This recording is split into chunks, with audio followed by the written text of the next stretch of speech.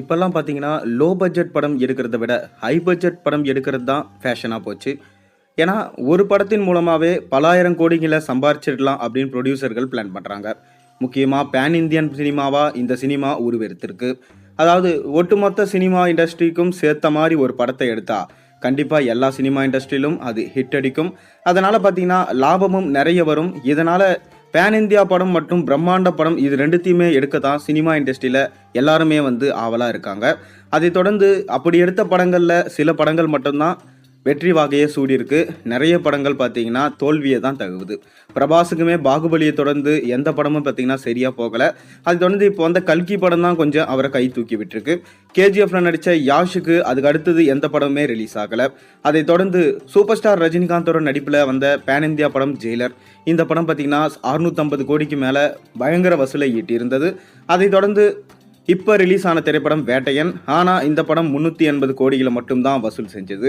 என்னதான் pan India படமா எடுத்தாலும் வசூல்ல கொஞ்சம் கம்மியா தான் போயிடுச்சு. அதற்கு காரணம் மக்கள் கொடுத்த நெகட்டிவ் ரிவ்யூஸ் தான் என்று சொல்லப்படுது.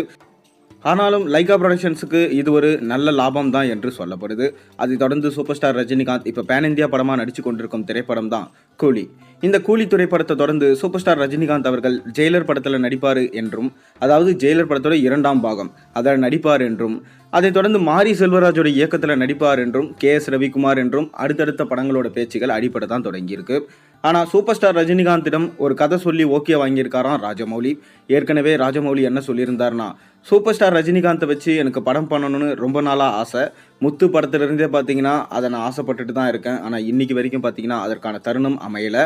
ஏன்னா சூப்பர் ஸ்டார் ரஜினிகாந்த் போன்ற ஜாம்பவான்களை வச்சு படம் பண்ணால் அது மக்கள் மத்தியில் நல்ல பேரையும் வாங்கி தரும். படமும் பார்த்தீங்கன்னா அந்தளவுக்கு ஓடும். பேன் இந்தியானா ரியல் பேன் இந்தியாவாக இருக்கும் அந்த படம். அதனால தான் பார்த்தீங்கன்னா சூப்பர் ஸ்டாரை வச்சு நான் எடுக்கணும்னு ஆசைப்படுறேன் அப்படின்னு அவர் சொல்லியிருந்தார். ஆனால் இந்த படம் பீரியாடிக் படமாக இருக்கணும்னு தான் அவர் சொல்லியிருக்காரு.